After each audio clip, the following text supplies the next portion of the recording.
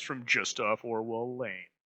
The rictus mask of death is one that all mortal men must wear at some point. Features irreparably frozen in the final moment of life. One might say it is the last true face shown to the world, whether it be one of peaceful rest or terrified agony. That final expression of man's cognition, however fleeting.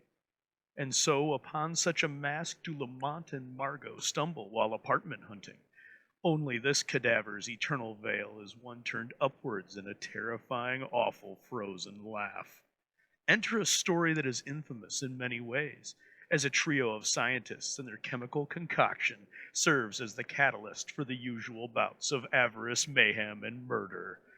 Many find this episode's description of the victims reminiscent of Batman's fearsome foe, the Joker. And interestingly, in a month after this episode aired, Batman #1, in April of 1940, was released, and the Joker graced the newsprint pages of the comic book for the first time. As Batman himself was inspired, or copied, depending on your personal preference, to the Shadow, there's a certain mirth, one could say, in the timing.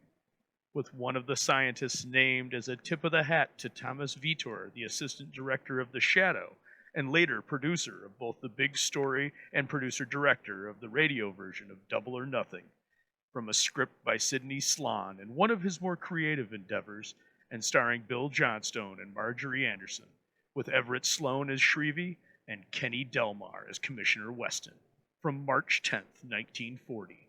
The Laughing Corpse.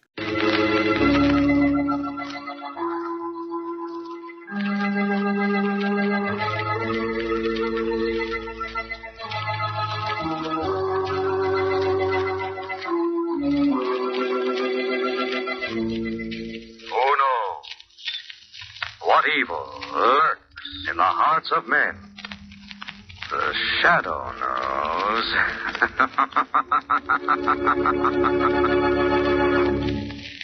Once again, your neighborhood blue coal dealer brings you the thrilling adventures of the Shadow, the hard and relentless fight of one man against the forces of evil.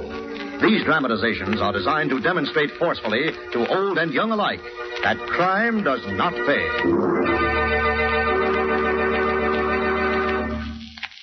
There is enough anthracite for all the lucky householders whose homes are heated with hard coal.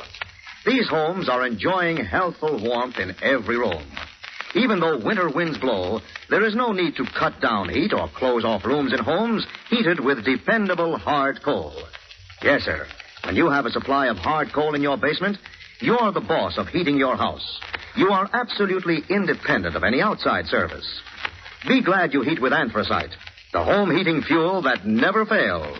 And remember, blue coal is the finest anthracite money can buy.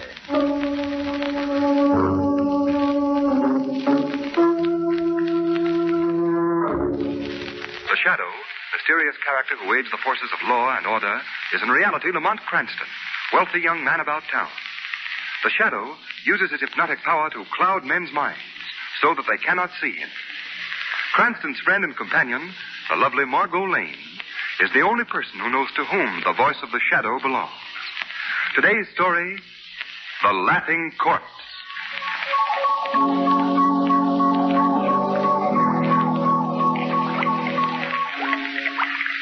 So when I see you come into the bar, I says to myself, there's a nice guy, I says. I'm a very keen judge of character. Yes, sir. So when you offer to buy me a drink, I accept. Say, by the way, mister, you ain't told me your name. What kind of a place is this you took me to? Looks like a lab or something. You know what I enjoyed? When we got into the taxi cab. Yeah, I sure enjoyed that. Driver, take us to 31 Blackwell Place. 31 Blackwell Place. Gee, it's been a long time since I had a taxi ride. 31 Blackwell Place, just like that. Sure was nice of you to bring me here. I've been sleeping in the park for, gosh. Say, what did you mean when you said we was going to conduct a little experiment? What did you mean, huh? Why ain't you talking to me? You ain't sore, are you? Well, don't talk if you don't want to. I don't care. What are you making in those test tubes? What kind of stuff are you making? Say, why are you looking at me like that? What have I done? Don't look at me like that. Hey, don't come any closer. I'm getting out of here. I'm getting out of here. It's locked. Please, let me out of here. Let me out. What are you going to do with me? Go away. Go away, will you? Hey, let go of my arm.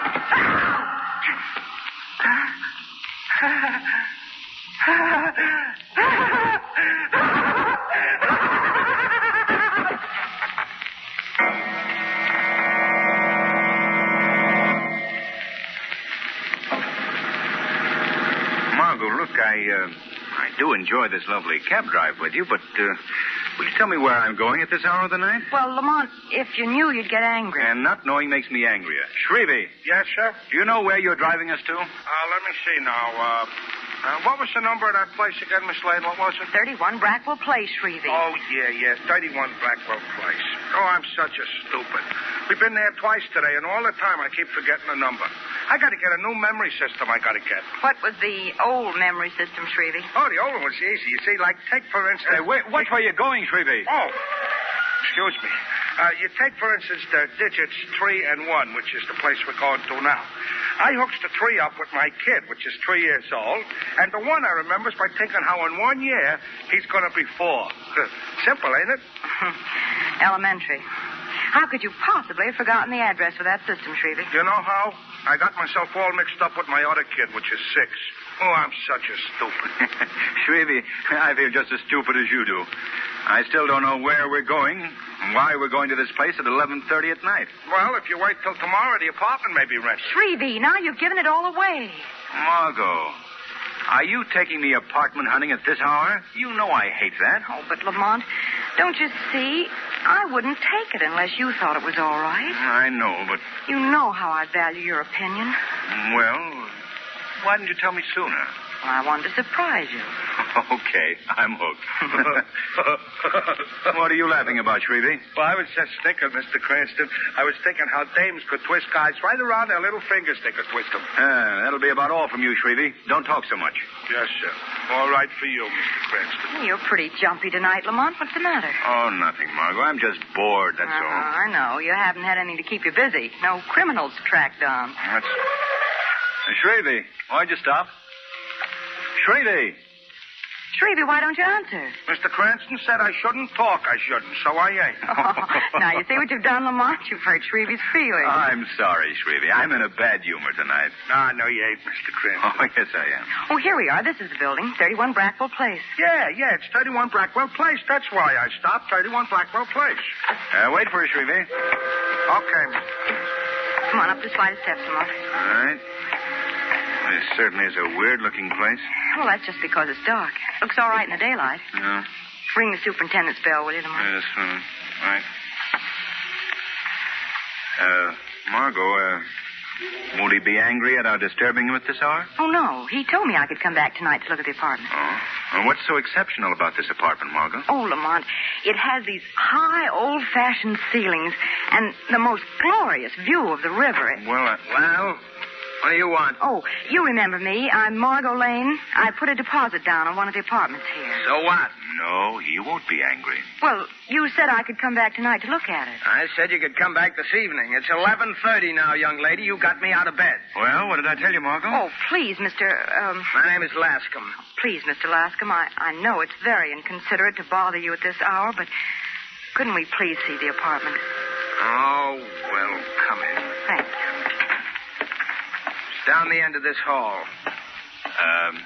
Aren't there any lights?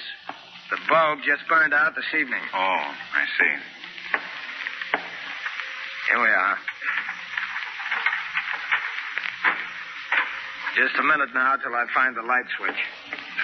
Nice bright place. There. How do you like it, Lamont? Like it? I think it looks terrible.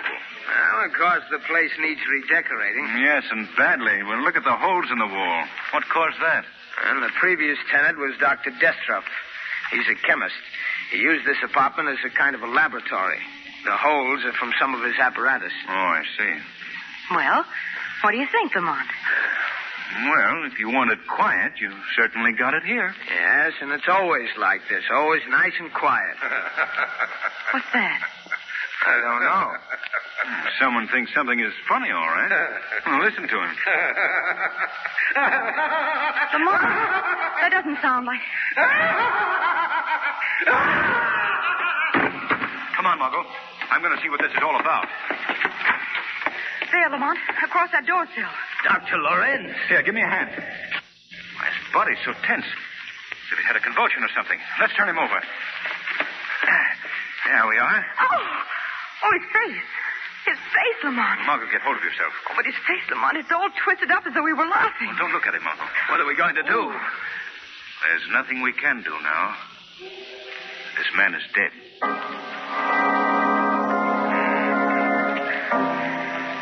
What makes you think Dr. Lorenz was murdered, Cranston? I don't know, Commissioner Weston. Just a hunch. Well, there's not a mark of violence on the body. Well, if you'd heard that terrible laugh, Commissioner, you'd think something was wrong, too. Miss Lane, I'm sorry. I didn't hear the laugh. But even if I had, there's still not a bit of evidence here. Not a single clue to indicate murder. Well, Commissioner... All right. Now, you Lascom is my name. Oh, Lascom. Now, what do you know about this? I told you nothing. I was showing Mr. Cranston and Miss Lane that apartment when it happened. Did the dead man, Dr. Lorenz, have any enemies, Lascom? No, not that I know of. Who was the man who occupied that apartment Miss Lane was thinking of renting? Dr. Destroff, but I told you that, Commissioner Weston. Destroff and Lorenz. Yeah. Now I remember those names. They're partners. They own a big chemical laboratory. Didn't you know that? You didn't ask me. I didn't ask you. Why did Destroff move out of his apartment? He had a big argument with his partner, Dr. Lorenz, about 2 weeks ago, and he moved out the next day. Then he's the one who must have done it. Done what, Miss Lane? Murdered Dr. Lorenz. Miss Lane, as yet I'm not convinced that Lorenz has been murdered. In the second place, from what your cab driver, Shrevey, says, no one has come in or out of this house. Well, maybe he's still here then. Miss Lane, my men have searched this house from top to bottom. Well, I still think... Cranston, please. I understand, Commissioner. Come on, Margot. You're going home. In all my... Commissioner. Huh? Oh, yes, Doc. What is it? How long ago was this man supposed to have died? Well, we heard the laugh and then the sound of a body falling about an hour ago. From my examination, you couldn't have. What? Huh? Are you trying to tell us that we're hearing things? Well, all I can say is it's all pretty strange. What do you mean, Doctor? Well, the body was as stiff as a board when I examined him. Rigor mortis is so far advanced, you couldn't possibly have heard him laugh tonight. What? According to my examination, Dr. Lorenz has been dead for 24 hours.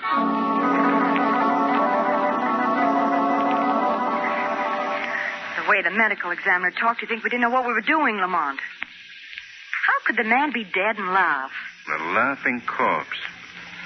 It is pretty strange, Margot.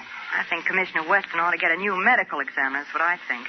Well, Margot, you remember when I went to turn Dr. Lorenz over, I remarked that the body was stiff?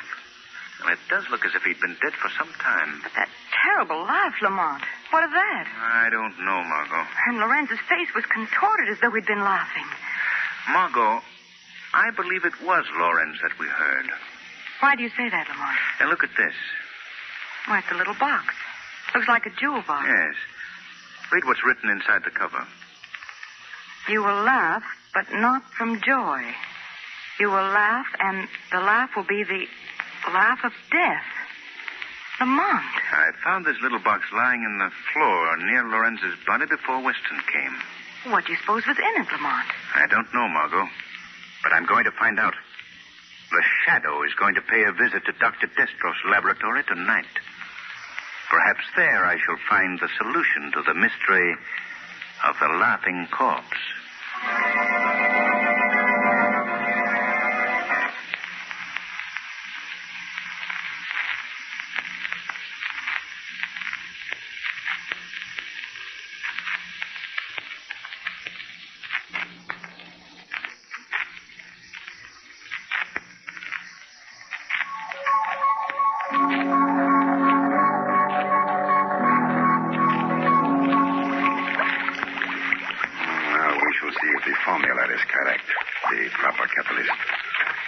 Who is there?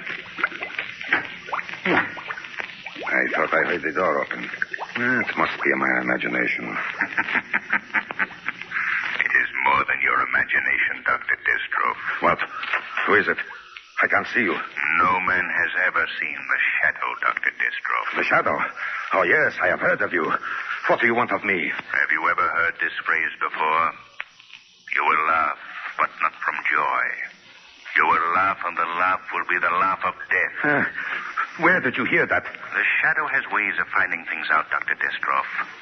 You'd better tell me what you know of the laughing death. The laughing death? Here, tell me, Shadow. Has it already happened? Is Lorenz dead? It won't do you any good to pretend innocence. Lorenz was murdered earlier this evening. How did he die? Tell me, I must know. You know how he died. Yes, I know. I know how he died, just as the notes warned us. The notes? Then you, too, have received a note? Not since last year. So he has made good his threat, then. Who, Destroff? I'd better tell you everything, Shadow.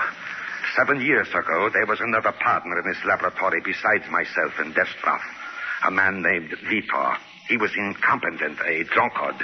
When Lorenz and I perfected a new formula, we refused to give him a share in the profits. Go on. After heated words, we dissolved the partnership with Vitor. Then Lorenz and I opened a new laboratory by ourselves. You threw him out? Call it that if you will. He only hindered us. He was ruined. No money, no credit. And he was really a brilliant chemist, but undependable. It was impossible for him to get work. What happened to him? That we do not know. He came to us and begged to be taken back, but we refused.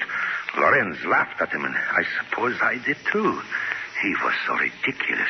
Vitor threatened you? Yes, with the laughing death. Each year a note has come with the same words. He will laugh, but not from joy. He will laugh, and the laugh will be the laugh of death. I see. Why did you and Lorenz quarrel? Why did you move from your apartment? Oh, you know that too. Yes, Destroff, I know. Well, you see, Lorenz took the threat seriously, and I did at first. But after nothing happened for so many years, I thought it was just, a means of annoyance. And this year, no note came. And Lorenz was very much upset and worried. He believed it meant that Vitor would strike. And you? Well, I laughed at the whole idea. I told Lorenz that if he wanted to go the rest of his life fearing a foolish threat, he could. But I refused to bother about it anymore. And this led to words, and I left in anger. I see. Where does this other partner live? Why, I think that he... Oh, what is this? Oh, I did not notice it before. A small package addressed to me.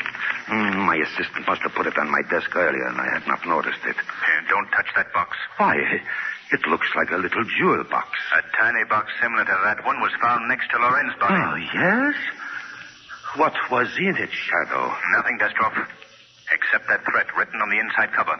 Oh, now, surely the words cannot hurt me. There may have been something in the box when Lorenz opened it. Oh, now, Shadow, my scientific curiosity will not permit me to allow this box to go unopened. I have rubber gloves on, and if it contains some strange type of poison, it cannot possibly hurt me. Destroff, I'm warning you. Oh, now, Shadow, I must open it. There seems to be a little push button here. There. It's empty. Oh, wait. Here's a message written on the inside. You will laugh, but not from joy. You will laugh, and the laugh will be the laugh of death. The same note that Lorenz received. Yes. Destroff, your life is in danger. You must tell me where Vitor lives. Yes. Before he can complete his revenge. I think that he lives... I think...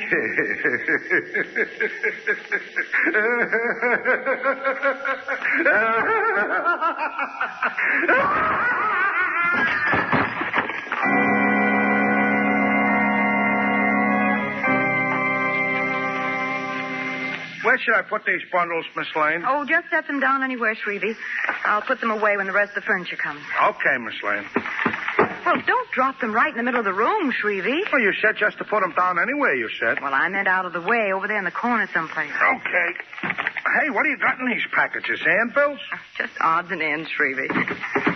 There, how's that? That's fine. Now, is there anything else in your cab? Yeah, Miss Lane, a few more odds and evens. Mr. Cranston's bringing them up. Hey, open this door a little wider, someone. I can't get through. All right. How's that?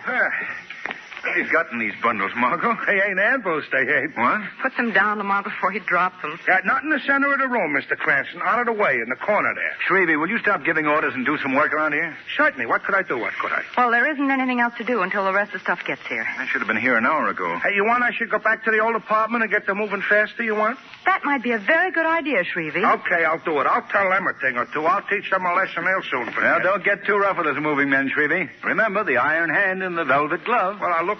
What? Oh, never mind, Shrevey. Hurry them up. The iron hand and a velvet glove. I guess that's a puzzle. Well, Margot, you thought of everything except one thing. What? What are you going to sit on while you wait for the movers to get here? Oh, I'll be too busy to sit down, Lamont. But you know, now that I'm here in this apartment, I'm not very keen on it. You're not? No. Well, isn't that just like a woman? What about the high ceilings and the glorious view of the river? Oh, that's all right, Lamont, but, well, this place gives me the creeps. I can still hear the sound of that horrible laugh. First you tell me you don't like the apartment, and then you persuade me to move here. Well, Margot, the reason I wanted you to rent this apartment is I believe that the solution to the laughing corpse may still be here. Well, that isn't going to make me feel any better about living here. Have the police found anything new, Lamont? No. The report from the medical examiner on Destroff's death was the same as for Lauren's. Death from causes unknown. And there was nothing in the little box when Destroff opened it? Not a thing, except that note. Here, look for yourself. Oh, yes. It's exactly like the little box you found in Lorenz's apartment. How do you open it, Lamont? Here, give it to me. See, you press this little button here in the center. Oh! What's the matter, Lamont? I pricked my finger on something sharp when I pushed the button. That's it, Margot. What? That must be the way the poison was administered. After Destroff pressed the button to open the box, he started to laugh. Oh, Lamont, then you've... Yes, the drug. Now I've got it, too. Oh, no, Lamont. Well, nothing's happened to me yet. Why did you break the box open, Lamont? See here, Margot. A tiny hypodermic needle concealed in the cover. When the button is pressed, the person pushing the button is given a dose of poison in the fingertip. Oh, Lamont, come on. I must get you to a doctor. Wait a minute, Margot. That won't be necessary. I'm going to be all right. But you... The needle must have been empty, Margot. Destroff got it all. Oh, thank heavens. You're all right. Margot, where's your phone? I've got to call Commissioner Weston immediately. The phone? Well, it hasn't been installed yet, Lamont. Oh, well, I'll go to the corner to phone. Come in. I just came up to tell you, Miss Lane, that the decorators are coming in tomorrow. I'll see you later, Margot. All right, Lamont. The decorators want to know if 8 o'clock will be all right with you. Oh, yes, that'll be fine, Mr. Lascombe, thank you. Oh, there was something else I wanted to ask you about. The plumbing in the kitchen doesn't work very well, and do you think that... Why, Mr. Lascombe, what's the matter? Where did you get this little box? Well, I don't see that that's any business of yours. Perhaps it is. More than you know. Tell me. Let go of my arm. What do you know? I'll scream for help. Go ahead. Scream. No one will hear you. We're quite alone here. You're the killer. You killed Lorenz and Destroff. Well, suppose I did. You know now, but it won't do you any good to know. You're going to die. Lamont! Oh, go ahead. You're frightened, aren't you? In a moment, you'll think it's very funny, yes. Very humorous. Please. You'll laugh, yes. You'll laugh. Oh, no. And you will die laughing.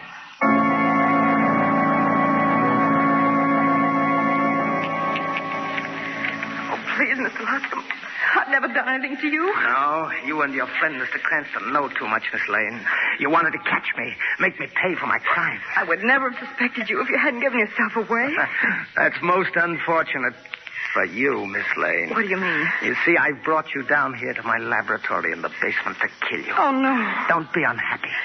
You laugh as you never laughed before. Oh, you can't. I'm preparing my secret formula. The laughing death. Oh, no, now. please. One for you and one hypodermic for your friend, Mr. Cranston. Please, I promise I'll never say anything. Too bad I can't believe that. Oh. It won't do you any good to try to get loose. I took the precaution of binding you very tightly. Now everything's ready. No, don't come any closer. Prepare yourself, Miss Lane. It won't hurt very much. And you'll be so happy. So happy. You will laugh. And laugh. And laugh. And then you will die. What? Something knocked the hypodermic needle from my hand. This is the end of your evil work, Lascom. That voice. The shadow, thank heaven. So you were the third partner, Lascom. Yes. I was in partnership with Lorenz and Destros. Now I'm the only one alive. They ruined me. They took everything from me. You're out of your mind, Lascom. You blame them for your own faults. No, they caused my downfall, so I killed them. You vowed to revenge yourself. You came here, got yourself a job as superintendent in the same building in which they lived. Yes. I disguised myself. They never recognized me. You have a brilliant mind, Lascom. It's a great loss to civilization that you couldn't have used it for good instead of evil. The police will soon be here. Will never get me. Shadow, stop him. He has another needle ready with the poison. Stop, Lascom. Stop, I say. Too late, Shadow. I've already administered the drug to myself. At least, I have the last laugh.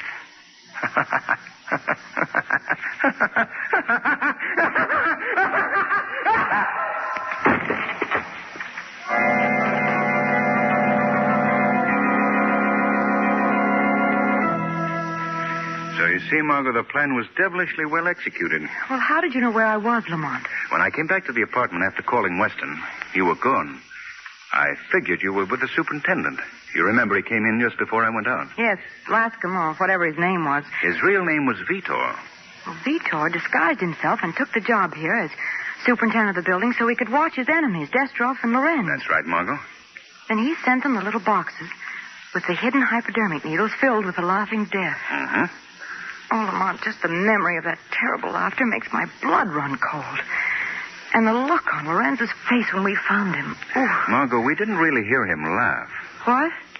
Well, if that wasn't a laugh, what was it? Well, you see, the poison in the hypodermic needle was very potent and worked very rapidly. It caused a sort of convulsion that sounded like laughter. Well, if you're trying to tell me that the victims didn't enjoy themselves, you needn't go any farther. Is that why the medical examiner thought that Lorenz had been dead for some time when he examined him? Yes, the poison caused a sudden contraction of the muscles, a sort of pseudo-rigor mortis. What? Pseudo-rigor mortis. Oh. If you think I understand what you're talking about, you're crazy. I'll answer it, Margot. Hello, Mr. Cranston. Hello. Hello, Shrevey. Oh, Shrevey, is everything all set? In the bed. Yeah, yes, Miss Lane, all set. Oh, come on, Lamont, let's go. Go where? We're going to look at a new apartment for me. New apartment? Well, you don't suppose I'm going to live in this place after what's happened here? Yeah, we're moving. What, again? That's the same thing I said, Mr. Cranston. Ain't women... Shrevey? Oh, Miss Lane, I was only about to comment, ain't women wonderful? I got out of that one.